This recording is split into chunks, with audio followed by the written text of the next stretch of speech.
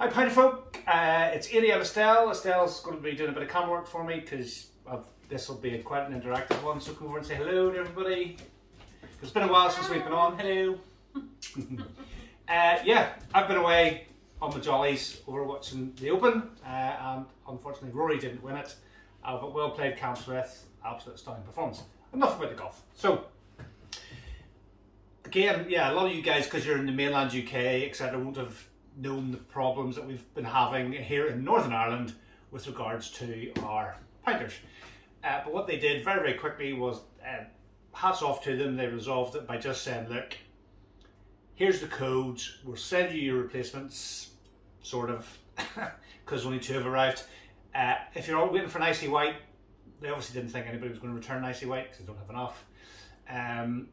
But they just sent us the codes and said, look, go ahead and order them. We'll come up with something so you can return the other ones later, which is great for us because I can now do an unboxing because this is the old Pinter 2. So they worked on a trust.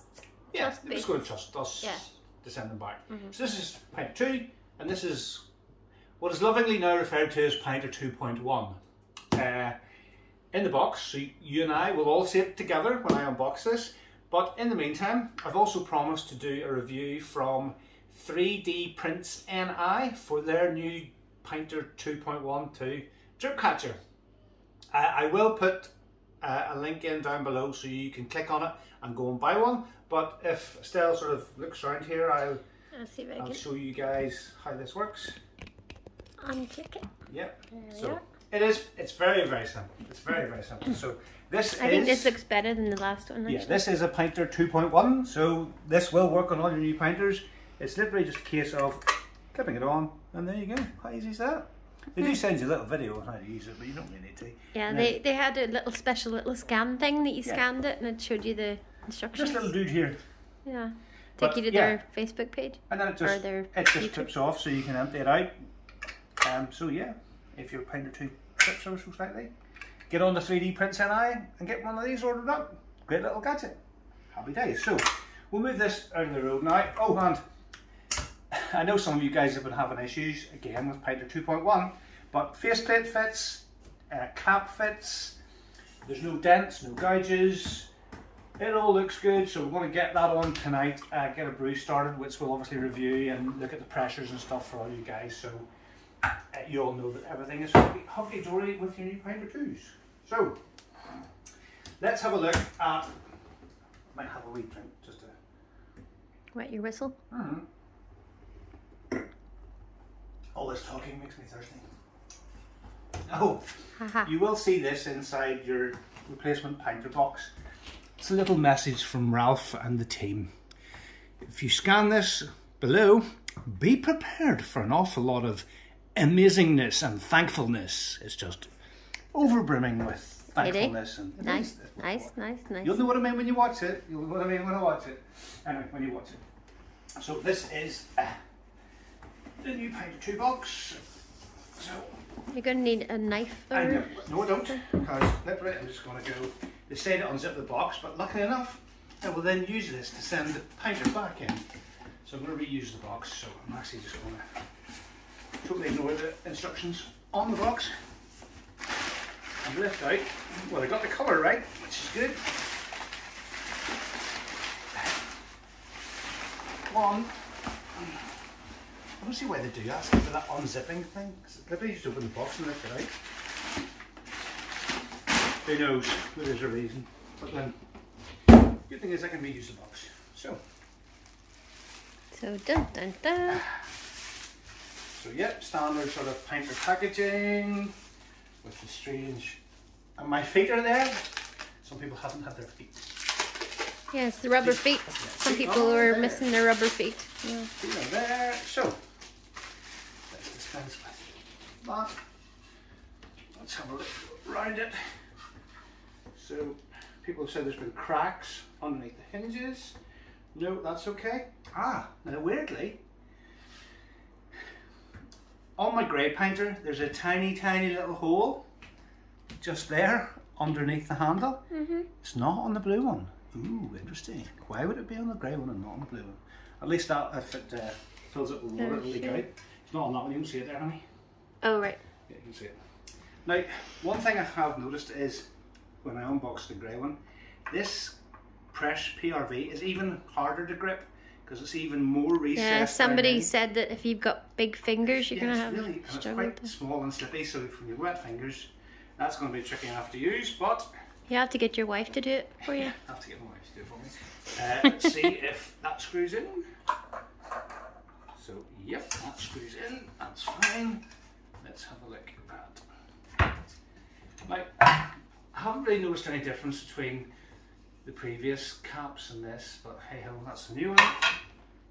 Just make sure this slots in and screws. Bit of downward pressure, that all looks good. Yep, so that all looks good, yeah.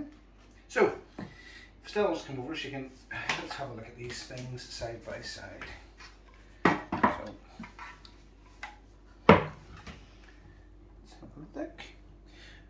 They look to be exactly the same height and length. It's all very similar at the back. Obviously this sticks out more. And this is quite more recessed. You'll see... I wonder why they've done that. Don't know, it's just the way they've pressed it together. So it's supposed to be a new casing inside. So And they've riveted this. 2 rivets down the bottom. They haven't done it on the top of the casing, probably for aesthetics. And 2 rivets on this side as well. So it's not overly... It hasn't disrupted the actual look of the Pinter too much down the bottoms. Not really a big deal. But overall, it looks pretty much the same thing. I don't really see... Is it the dial is different, is it? No? No, it all looks very, very similar. Apart from being recessed, but I mean, like, they haven't given you any more numbers or... And it's still going to be brew on setting 2, so that can go in there because that's going back. And this is going to be in your Pinter too. What I'll do is, if you just keep an eye on that, honey, and show the guys around it a wee bit, I get a cap and a dock just to make sure those go on okay. So yeah, Ralph has been saying I'm a very rubbish camera person. Lots of exciting things to come at Pinter.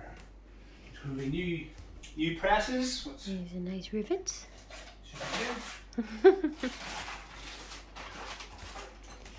And the dial is a little bit recessed. Guys, you know yourself, if you go on there at the moment, there's a bit of a shortage of stuff to order, so hopefully now that they've resolved this situation, they'll get their act into gear so we can all start brewing again. Like that. Yeah, it seems okay. There's nothing weird there.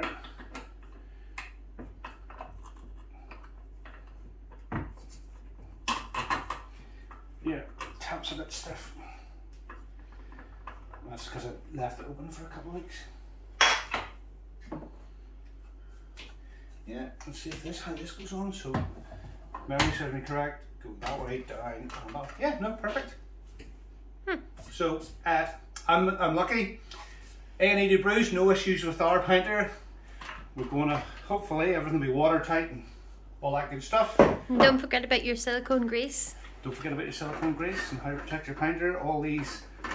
You can check our videos out in that. Yeah, on the lid, these little contact points inside where your O-ring is. Get that all lubricated up, and everything should go together nicely. The O-ring has been lubed, so yeah. We're going to get a beer on just now. We're going to attach the pressure gauge. We're going to set it to setting 2, do the measurements for you, and we're going to review it all during the brewing process, and at the end we're going to put in our ice spindle and have a look at how it progresses, and hopefully everything will be tickety-boo with Pinter 2.1. So from A&E Brews, thanks for joining us, thanks for watching, thanks for liking and subscribing, and we'll see you all soon on the next video.